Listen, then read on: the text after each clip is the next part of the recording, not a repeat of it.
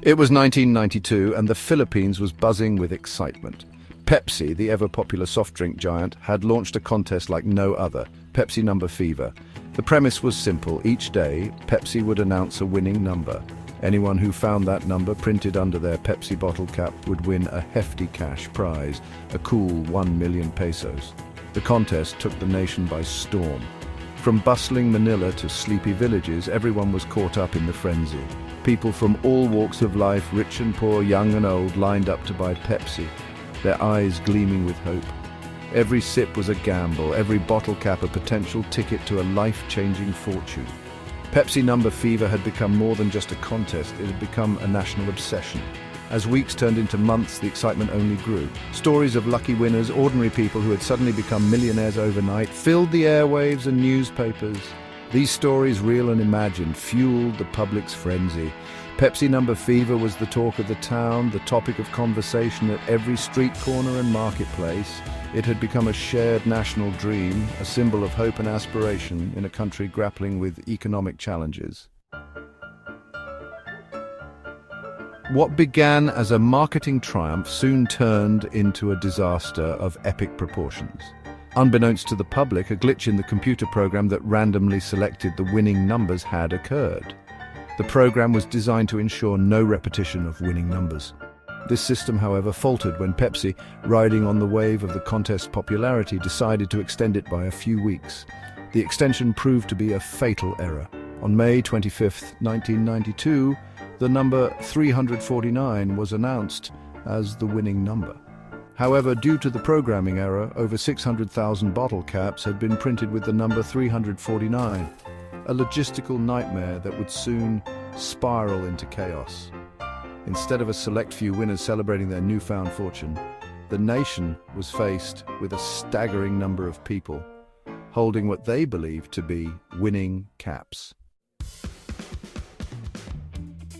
The initial euphoria quickly dissolved into confusion, then anger, and finally outright outrage.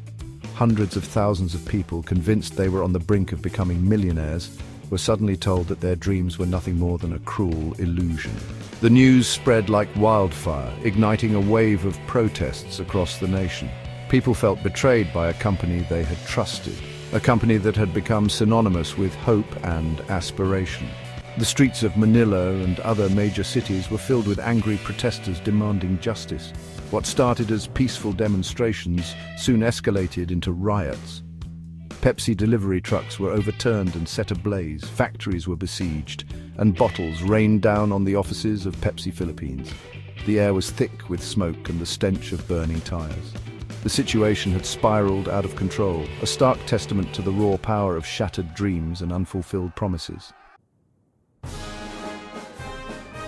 In the aftermath of the riots, with the nation still reeling from the chaos, the legal battles began. Over 800 lawsuits were filed against Pepsi, with many of the plaintiffs demanding the full 1 million peso prize. One of the most prominent cases was led by a charismatic preacher, Del Fierro, who galvanized public sentiment against Pepsi. Fierro, representing a coalition of thousands of 349 cap holders, argued that Pepsi had acted negligently and had caused immense emotional distress and financial hardship to hundreds of thousands of Filipinos. Pepsi, on the other hand, countered that it had been a genuine error and that they had offered a fair settlement. The legal battle was lengthy and acrimonious, dragging on for years and becoming a focal point for public anger and frustration.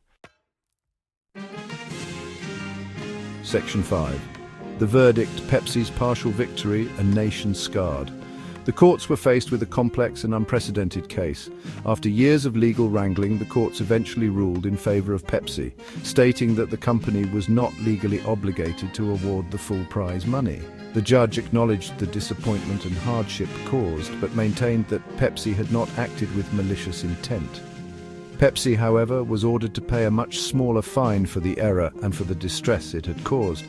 The decision, while a legal victory for Pepsi, did little to quell the anger and resentment felt by many Filipinos.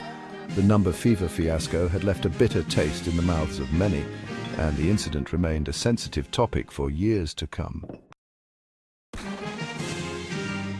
Section 6. The aftermath. A tarnished brand, a cautious consumer.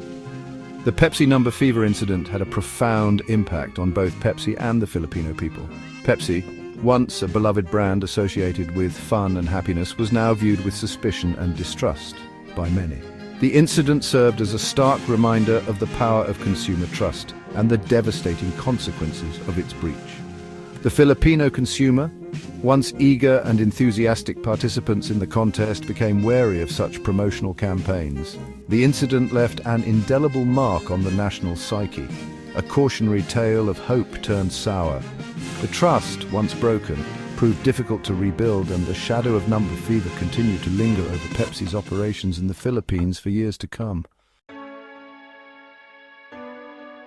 Section 7. Lessons learned: the importance of transparency and trust. The Pepsi number fever incident became a case study in how quickly a popular marketing campaign could turn into a public relations disaster.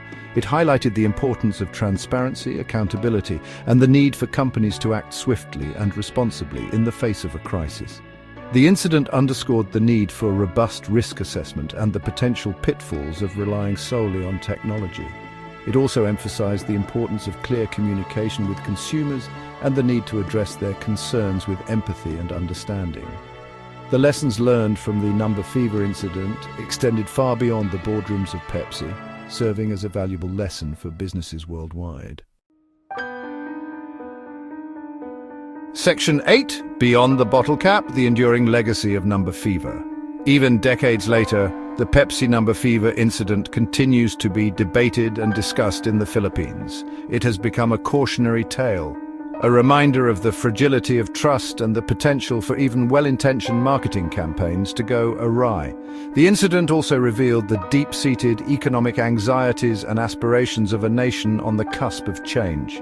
The frenzy surrounding the contest and the subsequent outrage were not just about a prize, but about a yearning for a better life, a chance to break free from the shackles of poverty.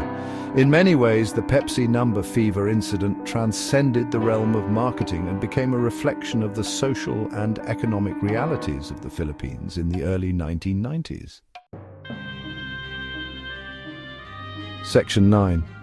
Conclusion: a reminder of the power and fragility of hope. The 1992 Pepsi number fever incident in the Philippines stands as a stark reminder of the power of marketing, the fragility of trust, and the unpredictable nature of human behavior. It is a tale of hope and disappointment, of dreams shattered and lessons learned. While Pepsi eventually recovered from the incident, it left a lasting impact on the company's image in the Philippines. The incident serves as a valuable case study in crisis management and the importance of ethical business practices. More importantly, it remains etched in the collective memory of the Filipino people, a poignant reminder of a time when a nation's thirst for a better life collided with the harsh realities of a marketing gone wrong.